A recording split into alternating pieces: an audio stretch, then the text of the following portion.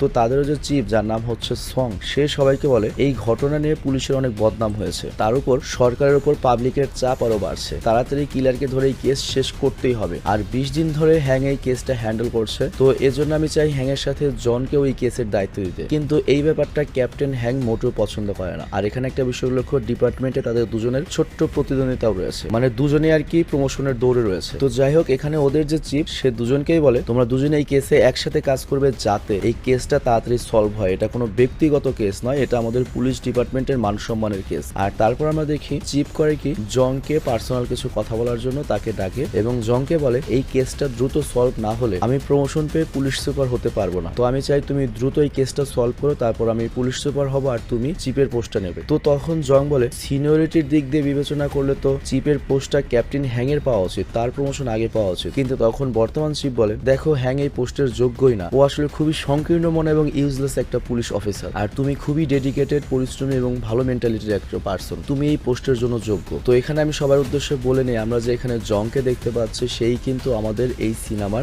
Main বা প্রধান চরিত্র। তো যাই হোক, কেসটা পাওয়ার পরে জং করে কি কেসের ইনভেস্টিগেশনের জন্য একটা চার্জে যায়, কারণ কিম নামে ওই মেয়েটি রেগুলারলি এই চার্জে যাওয়া আসা করতো। তো চার্জের ফাদার পুলিশ দেখেই ভরকে যায় এবং দৌড়াতে শুরু করে, মানে চোরের মন পুলিশ পুলিশ। আর জং করে কি ওকে ধরতে ওর রুমে যায়, আর সেখানে গিয়ে কিমের ছবি পায় এবং ওকে ধরে জিজ্ঞাসাবাদের জন্য নিয়ে আসে। আর তারপর ওর রুম চেক করে ওই মেয়ের আরো অনেক ছবি এবং আন্ডার গার্মেন্টস, মানে যাকে খাঁটি বাংলায় ব্রা প্যান্টি বলে, সেগুলো পাওয়া যায়। তো এরপর জিজ্ঞাসাবাদের সময় জানা যায় ফাদার আগে মেডিকেলের স্টুডেন্ট ছিল, আর সে মোটামুটি 5-7 বছর আগে মানে নিজে থেকে স্বীকার করে যে আমি একটা মেয়েকে বিরক্ত করতাম, সেই মেয়েটা বিরক্ত হয়ে সুইসাইড করেছিল, আর এর জন্য আমার কয়েক মাসের জেলও হয়েছিল। কিন্তু আমি সত্যি বলছি, আমি কখনো কিমের পেছনে লাগিনি, উল্টো কিমই আমাকে পছন্দ করতো, মানে ওই মেয়েটি উল্টো ওকে পছন্দ করতো। আর তখন জং বলে তুই কি এটা জানিস যে তুই যে মেয়েকে ডিস্টার্ব করতি আর ওই ডিস্টার্বের জন্য যে মেয়েটা সুইসাইড করেছিল তারপরে বাবা মা এটা সহ্য করতে না পেরে তারাও কয়েক মাসের মধ্যে মারা গিয়েছিল। এটা শুনে ফাদার ইমোশনাল হয়ে যায় এবং কেঁদে দেয়। তখন জং বলে তোর কি মনে হয় না তুই অপরাধী, তুই মেনে নে যে তুই কিমকে মেরেছিস। তো ফাদারও তখন আমরা দেখি কেঁদে কেটে মেনে নেয় যে আমি সেই কিলার, আমি কিমকে মেরেছি। তো এতে সবাই অনেক খুশি হয় যে অনেক দ্রুত